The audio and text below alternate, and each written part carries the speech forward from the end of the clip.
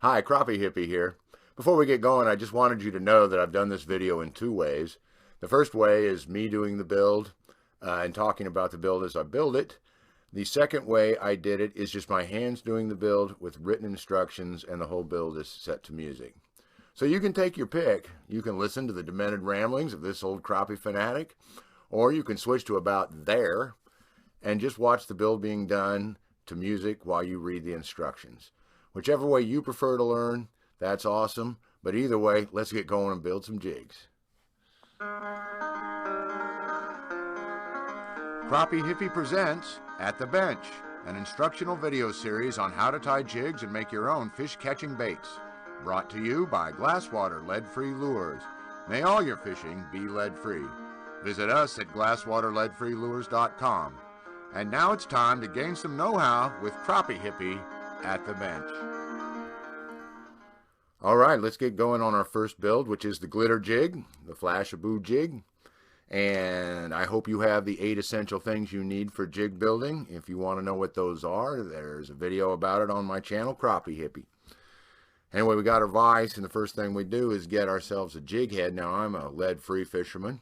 You, of course, can use lead, but I prefer not to. It's a contaminant. It's toxic. It has a lot of bad things associated with it, and we're going to quit using it one of these days, so we might as well get started now.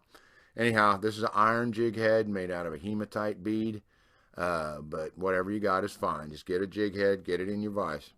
I love this 8mm hematite bead. It's got a great shine to it. Also, I love that weight. That 1.3 gram weight hits right between a 32nd and a 64th, which makes it an ideal size for crappie and panfish. All right, let's get the thread started. Lay your thread on. Go off to the right. Come back to the left. Overwrap your tag end. And then come back a little ways to the middle. And now you've got your thread locked here. Some builds we're going to save this tag end and use it to strengthen the build at the end or at a different part in the build, but we don't need to do it on this particular build. We don't need this, so goodbye. Alrighty, and now we're ready with the, oh my, no wonder I'm having problems. I need my goggles of power. Okay, now, here we go with tail material. We're going to, well, wait, before we get started on tail material, let me do a little discussion on body length. How long should your body be on your jig? Well, the rule of thumb is that the body should not come back past the point of the hook. There's a couple reasons for that.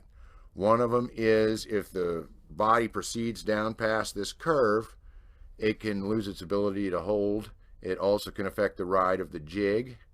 Also, if you get a lot of body material built up in here in the gap between the point and the shank, then you'll have trouble hooking fish because the curve will not slip around the fish's lip as easy. Now, there's always exceptions. Sometimes there's certain patterns where you will proceed past the point, but as a good general rule, body should be no longer than to where the point of the hook begins.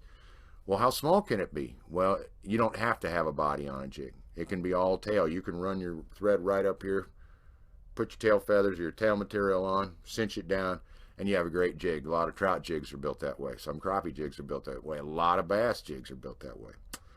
So the body can be as small as you want or non-existent, but for now, let's not make them bigger than going past the hook point, okay? All right, well, the body will be on here in just a second. Let's talk about this tail material.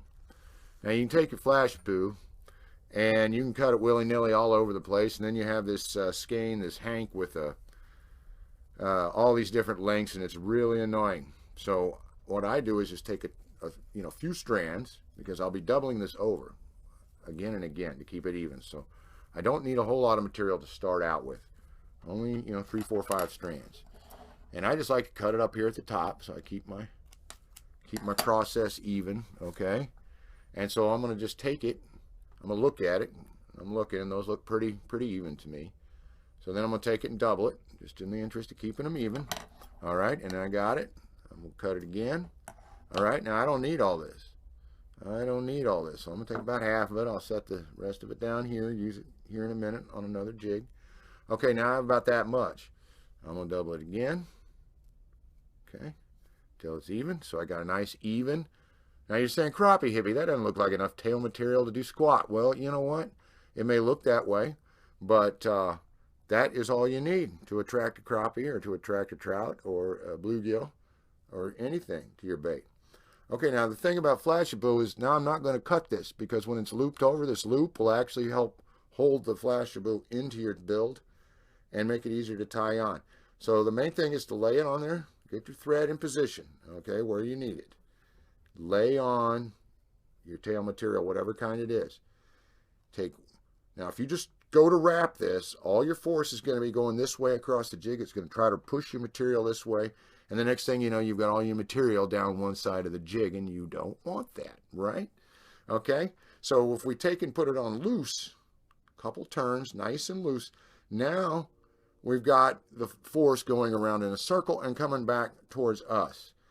And you do 2 turns really loose, and then you pinch hard and pull it tight, and then a couple insurance loops or turns, and voila. There it is, tail material secured. Okay, I'm going to take a couple more just because I'm paranoid, and I'm even going to put a hitch in mine. Now, all I'm doing for a hitch is, see, I just twist this across here, take it over the top, and it's just a little stop knot that cowboys actually use a lot. It's just a little temporary knot to, it's not the final knot, it's just something to kind of give me a stop knot in there to hold things together. All right. Okay. Let's do this body, all right? What I picked out for the body on this pattern, because I want it to capture a lot of light and be really reflective, is I've got my trusty sparkly glitter chenille, and you can kind of see the glitter going on in there.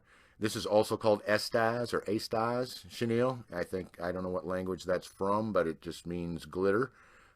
Picture this in a dress, because this kind of stuff's also used in fashion. You'd be surprised how many of our materials cross over to fashion making, whether in terms of jewelry or clothing. But I picked out this beautiful Estaz sparkly chartreuse, my favorite color, chenille.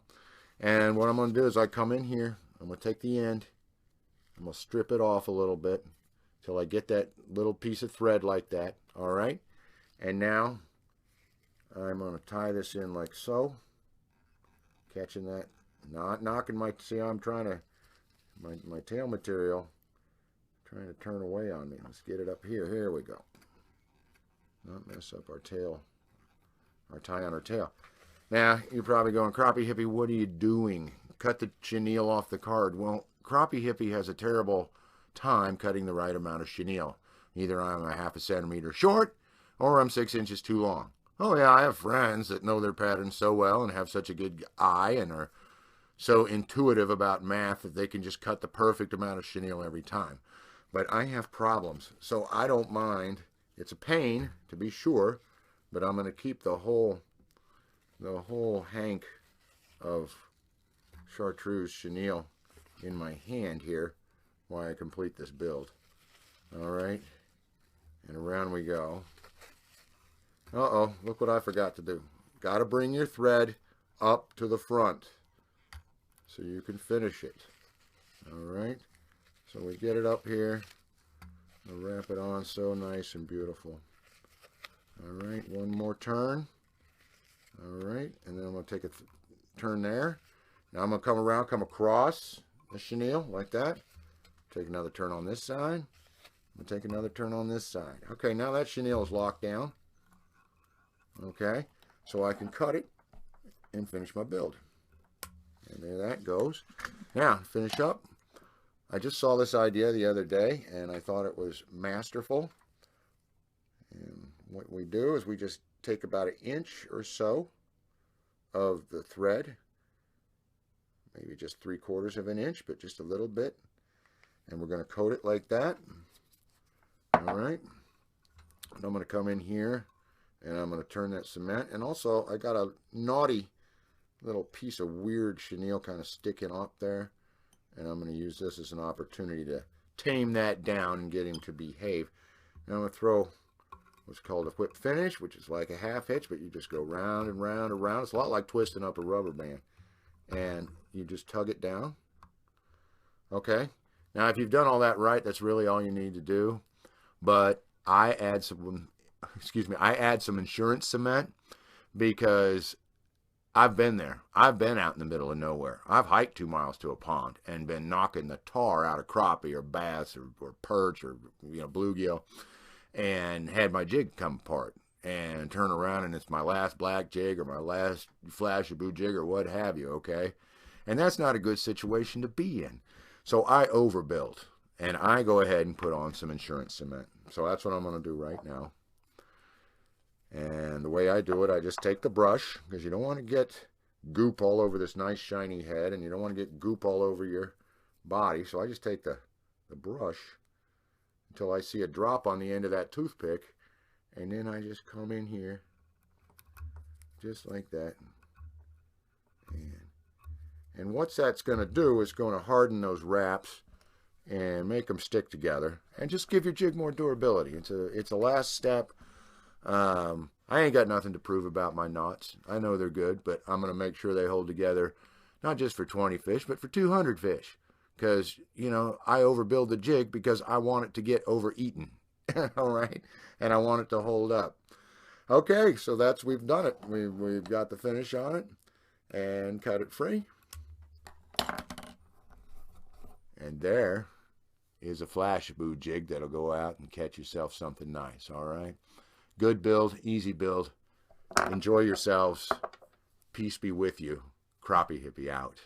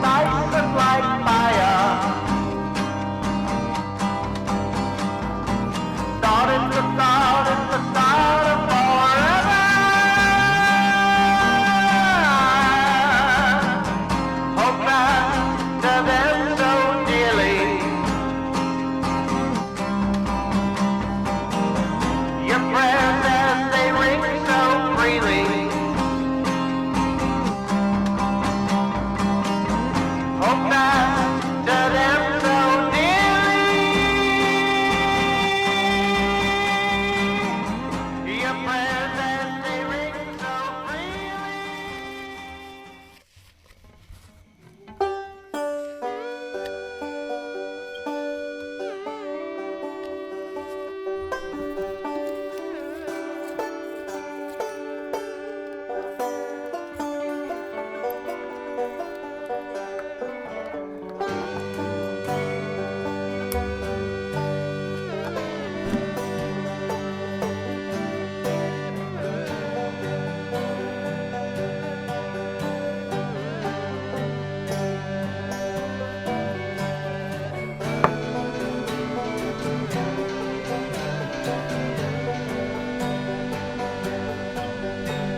sisters of